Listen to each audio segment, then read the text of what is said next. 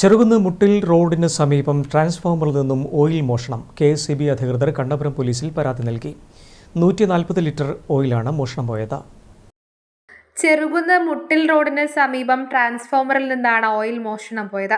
പ്രദേശത്ത് വൈദ്യുതി മുടങ്ങിയത് KSEBയിൽ വിവരമറിയിച്ചതിനെ തുടർന്ന് അധികൃതരെത്തി പരിശോധിച്ചപ്പോഴാണ് ഓയിൽ മോഷണം പോയതായി മനസ്സിലായത്. 140 ലിറ്റർ ഓയിലാണ് മോഷ്ടിച്ചത്. കണ്ണപുരം പോലീസിൽ പരാതി നൽകിയിട്ടുണ്ടെന്ന് KSEB assistant engineer O. Dinoop പറഞ്ഞു.